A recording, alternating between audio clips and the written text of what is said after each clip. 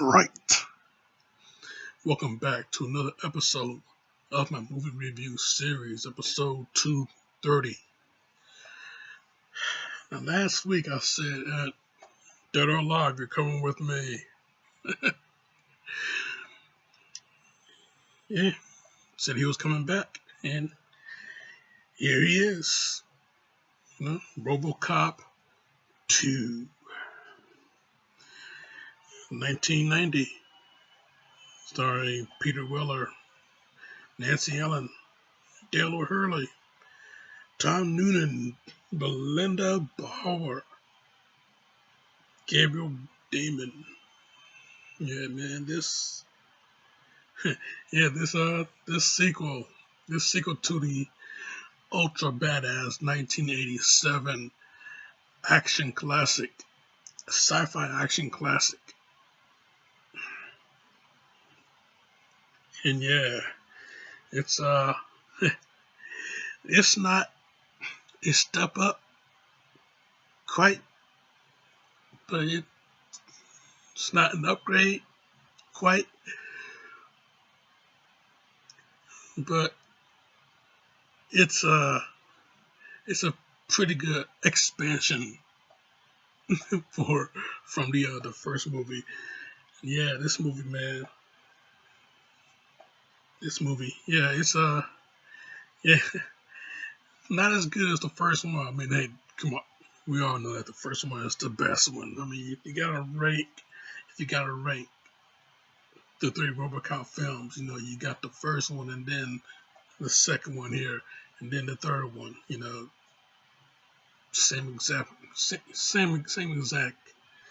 rank. So yeah, that's me anyway. Yeah, first one is the best one, but this one it's could give you a nice little close second place. It could do that. You can give out a nice little argument on it being close second as the best.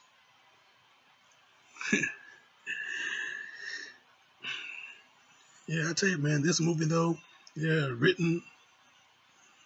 First of all, I consider this movie to be not as good as the first one, but the first one is it's an action sci-fi action film, and so is this one. But this movie right here, when watching it, you can tell when watching it that it is veering towards superhero level. It's veering towards that. You can tell just by watching it. It is, you have a brutal, gory ass action film in the first one. And yeah, even though this movie is a lot more darker than the first one, it started to veer towards superhero status. Going over there in that lane. By the time the third one gets here, it's a straight up superhero movie. But I'll get to that down the line. And yeah, for good reason too. This movie is veering towards superhero status. It's for good reason. I mean, hell, this movie is co-written, the story is written by Frank Miller. And you know Frank Miller. If you know who he is, okay, then you know the credentials that this guy has as far as writing is concerned. And yeah, this guy, 100% well known. He's more well known for reinventing Batman than he is for the other pieces of work that he put out. Yeah, and he did. He put out some real good work that has pretty much been adapted into either either live action or animated films. I mean, yeah, he did 300, he did Sin City, he did um, The Dark Knight Returns, Batman Year One. I mean, yeah, you know, all have been adapted to film. Live action and animated. Yeah. So yeah, he get a crack at screenwriting. And yeah, he and Waylon Green wrote this movie. And yeah, you can see that this movie, under Frank Miller's influence, it starts to veer into superhero status. It's going it's going to that level of a superhero film. Just by watching it, you can see that. Yeah, yeah, this movie is even though it's co-written by Frank Miller, it's directed by Irvin Kershner, same gentleman that did um, The Empire Strikes Back. So yeah, you see why this movie is so damn dark. I mean, hell, Frank Miller. I mean, he writes dark themes anyway. Frank Miller put his writing into it, and you get Irvin Kershner that wrote one of the darkest stories in the Star Wars saga. Yeah, that directed he didn't write it. He directed one of the darkest stories of the Star Wars saga. So yeah, from the director of from the director of The Empire Strikes Back and from the writer of The Dark Knight Returns, we bring you RoboCop 2. So yeah, man. Yeah, but yeah, this movie though, yeah, RoboCop, he's dealing with dealing with a widespread plague that has hit Detroit into this dystopian, futuristic Detroit. But yeah, a widespread plague, this new drug, this new designer drug that has hit the streets called Nuke.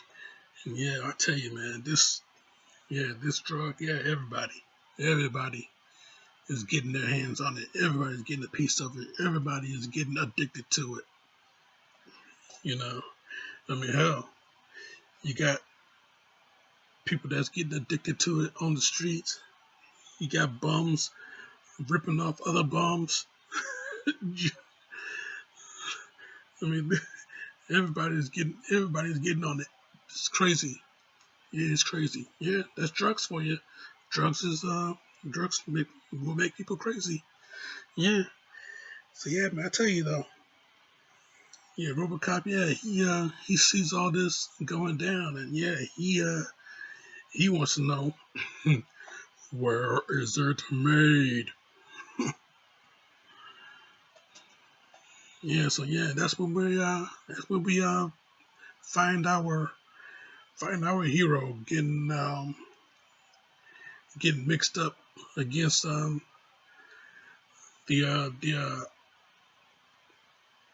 cult leader. Yeah, because this guy, he has like a godlike complex, Messiah like.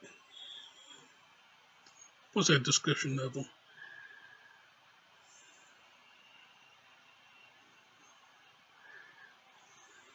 Yeah, uh, Messiahnetic, Natic, Messiah, Messiah, Natic, Messiah. Do you get the yeah, Messiah? A Messiah complex, basically. Yeah. Yeah, this guy, yeah, he has a huge Messiah complex. I mean, yeah, yeah, he's the drug version of Charles Manson, this guy, I mean, hey, not only that, you got the whole consumerism that is still going on, these RoboCop movies, man. The one thing, the one thing that they will hit you with is consumerism. you know, Whatever they're selling, you know, and OCP is right behind it all. This big major corporation, you know, not only that it's getting people into buying some bullshit products, but they're also getting people, but also they're going to be getting people, period, in the real estate market. I mean, hey, they come up with the plan to change Detroit, old Detroit, and call it Delta City. I mean, yeah, they got the model of a huge metropolitan area. They got the whole model planned out. Yeah. So yeah, not only that, you got crazy consumerism going on. Sunblock 5000, but you got Delta City that is now, the plan has gone into effect. And yeah, this movie, yeah, it has picked up where it was talked about in the first film. The cops going on strike. Yeah, the cops talked about it in the first film, but in this movie, they are on strike. I mean, they are not working. They are on strike, and RoboCop, he is the only one that is picking up the slack, trying to take out the bad guys all by himself. Yeah, I mean, hey, he's the 24-hour cop. He don't have to go home because he don't got a home. So yeah, So yeah, while the cops is on strike, he's the one that's working. He don't have to worry about money. So hey, he's the 24-hour cop. So he's out there doing his duty. Serve the public trust, protect the innocent, uphold the law, and do not oppose an OCP officer. So yeah.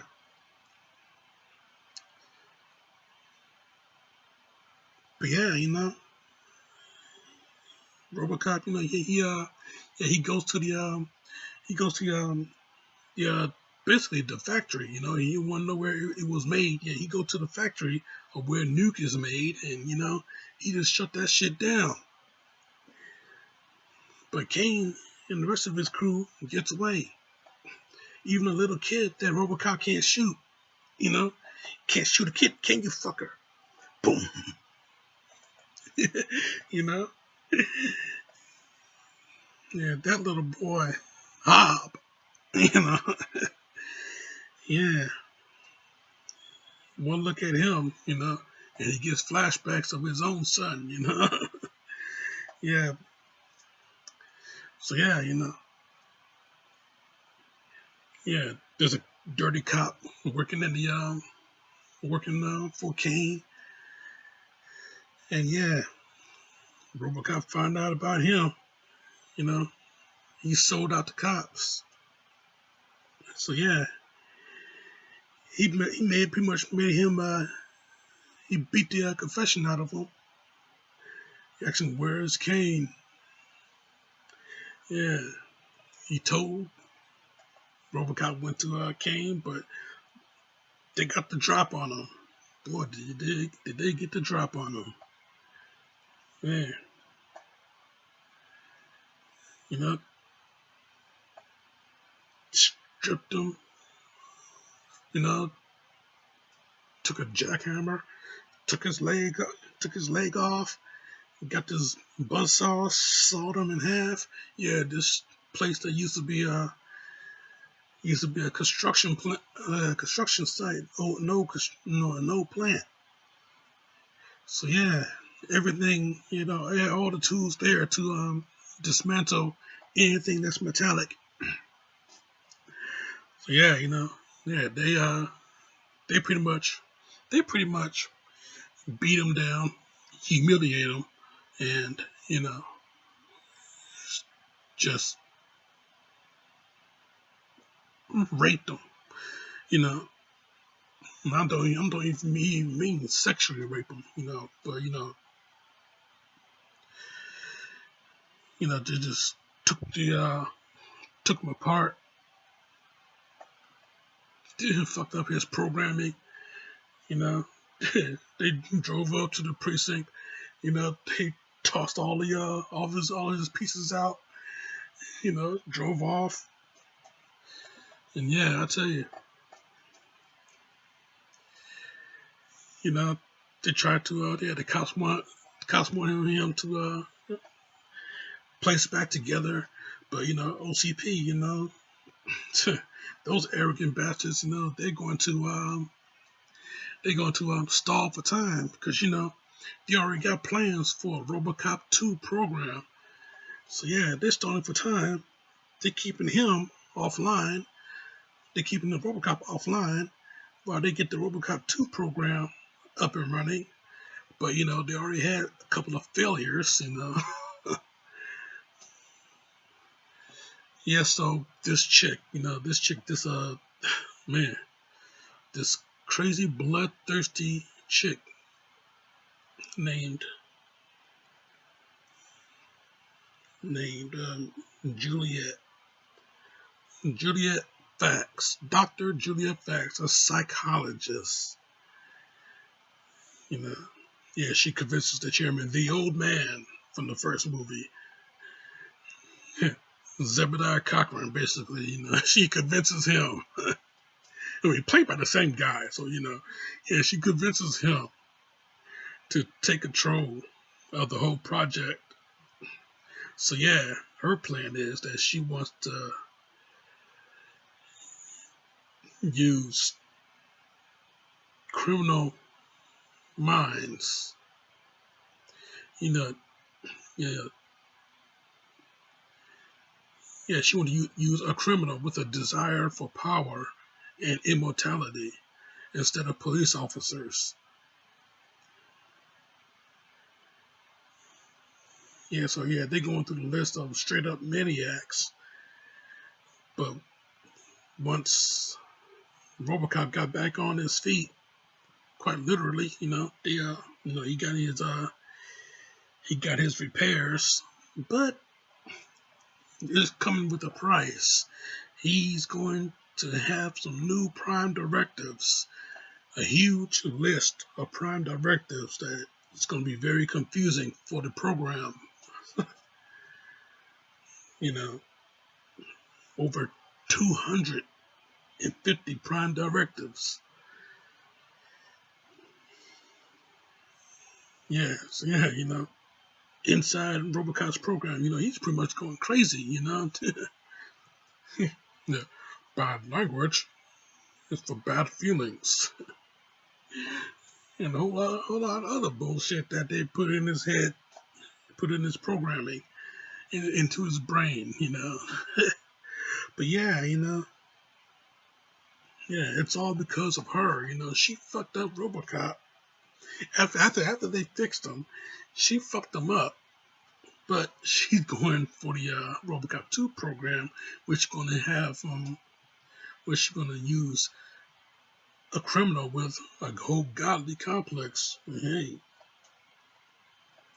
yeah, once RoboCop got fixed up, he got tried to go out and do his duty and everything like that, and things are not just working out for him. I mean, hey, a crazy ass baseball team, you know, full of kids, you know, yeah, he can't even get through them with talking about how badly that they are acting up, and think about what your parents might say and shit like that.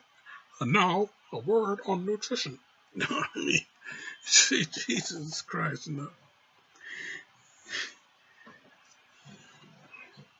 But yeah,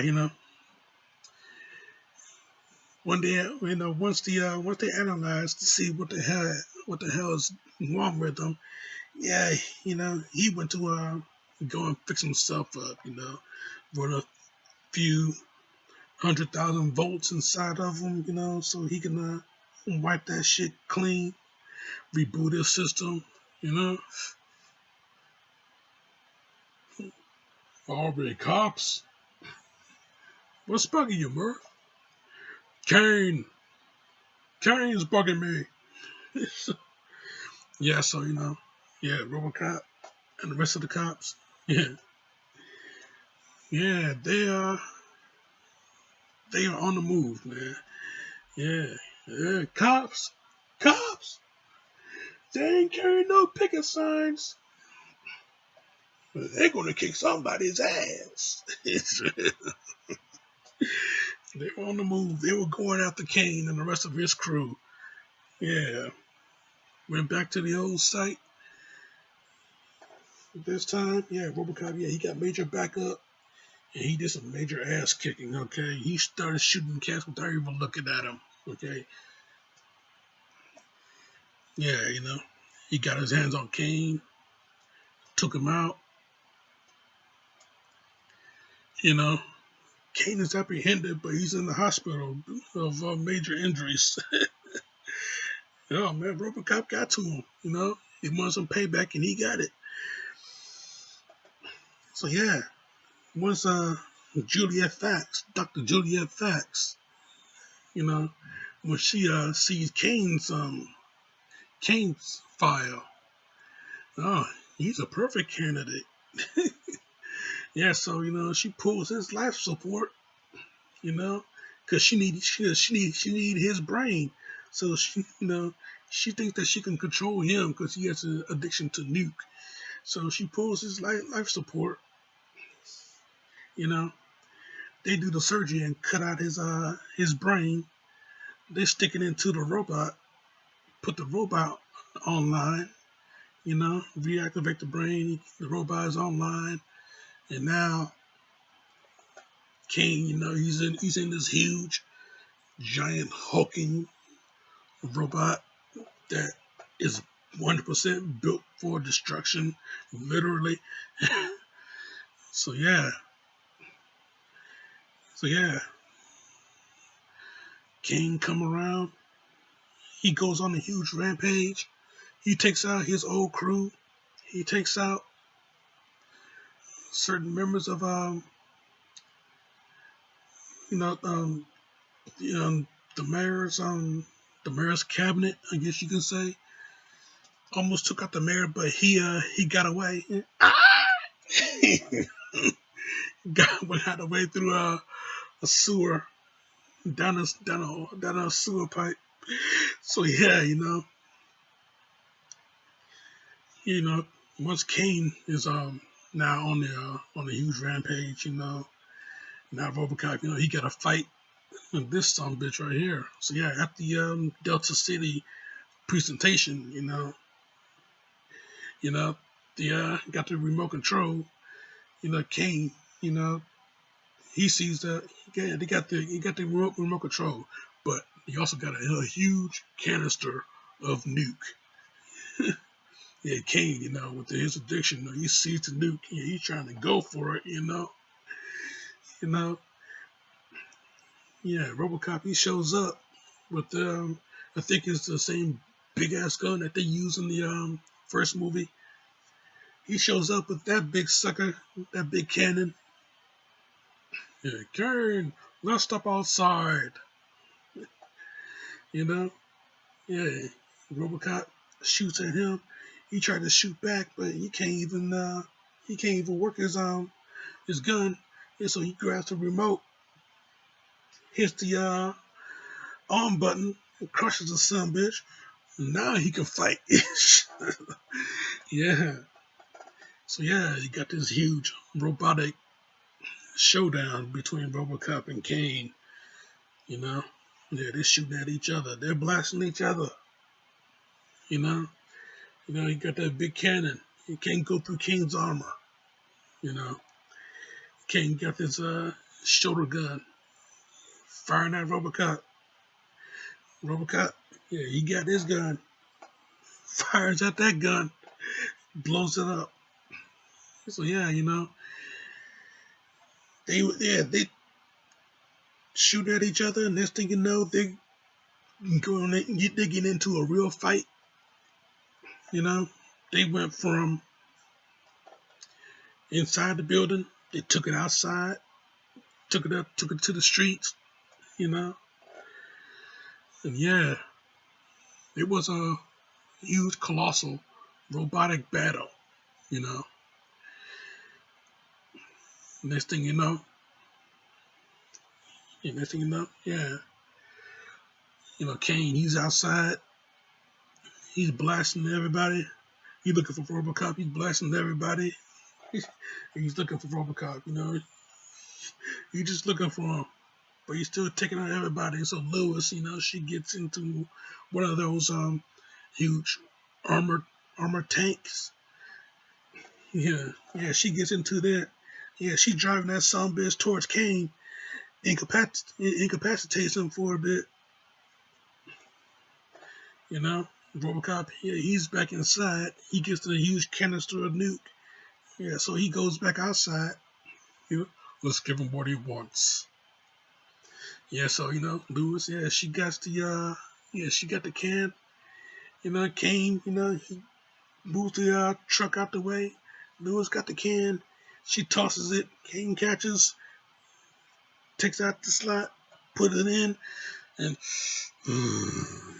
he's all jacked up on nuke now. Yeah, the good distraction for RoboCop to jump in, or to jump on, rip open Kane's armor, yeah, take out his gun, get a few good shots off of him. Yeah, rip open that sumbitch, reach in, grab his brain, rip it out. Smashes it to the ground. Yeah, goodbye. Smash it to the ground. Crushes it.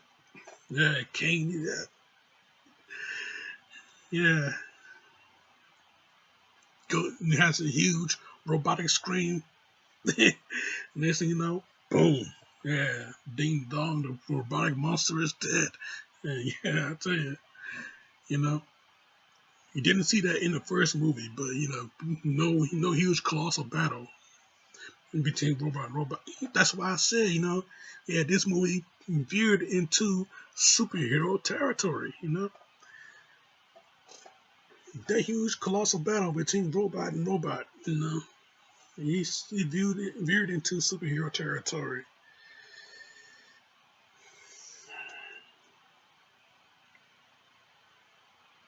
Thanks, Frank. But yeah, I tell you though, yeah, yeah, this movie though,